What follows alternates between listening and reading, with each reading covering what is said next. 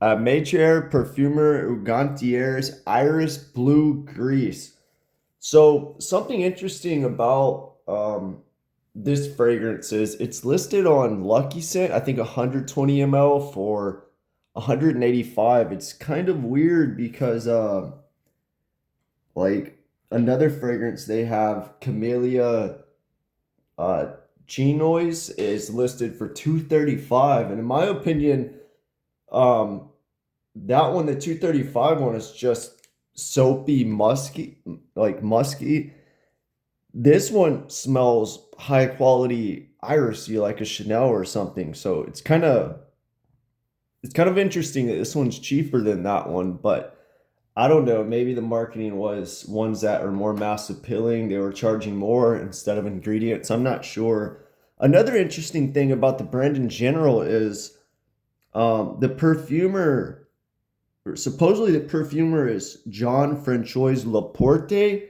He, I think, is the brand owner for the Artisan perfumes and this brand, but he's listed as the perfumer for the Artisan fragrances from like 1978 to 79, and then he didn't make any more. Whereas this brand, he made fragrances up until 2000. So if anybody has any information about that, let me know. But what I get from this fragrance is a little bit different on skin versus on paper. I feel like on skin and paper, I get this on the opening, this fresh vegetable like iris smell, like real green and stemmy and like vegetables with the powdery soapy iris. And there's a little bit of a this is something not many people say from what I've researched and heard is I feel like there's a kind of a cumin or a dirtiness underneath. It could be the oak moss listed, but I do feel like there's a cumin in here, and it comes out on paper a lot for me after 30 minutes or so. And on skin, not as much. It is in there though.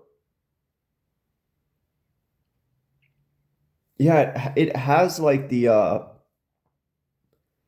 soapiness, musk from like the 80s, 90s, and there's a little bit of cumin in there. But on skin, I feel like I don't really get that as much as on paper. But there is something in there that's a little cumin-like, in my opinion.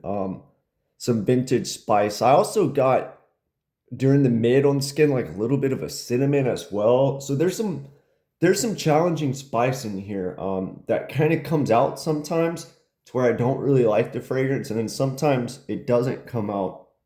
The the notes listed are green leaves, Amalfi lemon, bergamot, and grapefruit on the top. The middle notes are vanilla, jasmine, and orris root, and then the base is oak moss, vetiver moss. So the first thing I kind of thought of was Chanel Cristal a bit. I don't know why. And I looked, that's the number one most compared fragrance.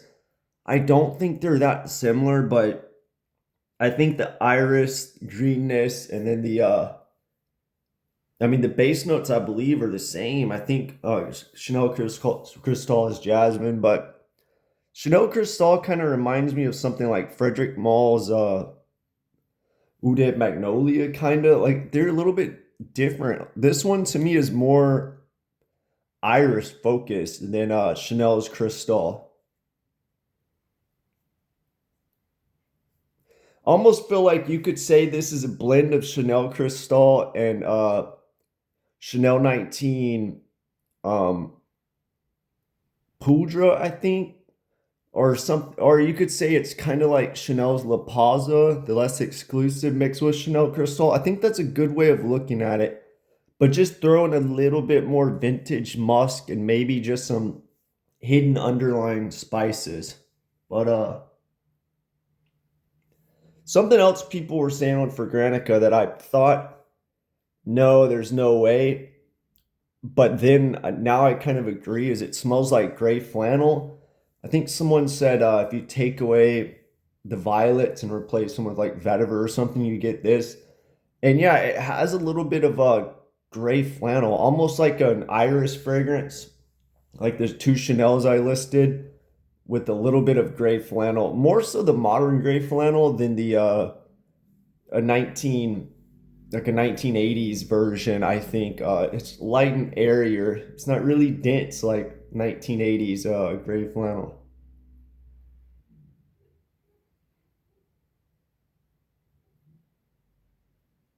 Yeah, but overall it's a musky iris vetiver thing going on in here.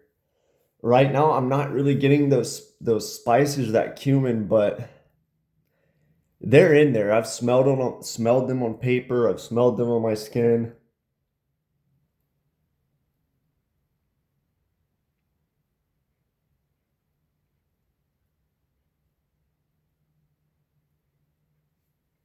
Yeah, it's a light iris, a little bit of vetiver, smooth musk, but there's something vintage about it a bit, not too much, but it's not like a modern ultra clean. Yeah, it's weird that I don't get that like little bit of cumin or old school spice vibe today, but yeah, it's something to watch out for. I feel like when you get it, try to smell it or wait till it dries down. The opening is really green and just like fresh vegetables in the refrigerator, and that kind of goes away, and then it's just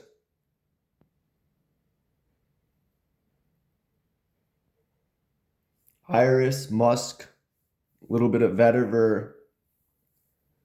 Uh, yeah, maybe smoothed out with vanilla. I don't really get vanilla, and then could be a little bit of jasmine in there, but it plays a minor role. Overall, good fragrance. I think there's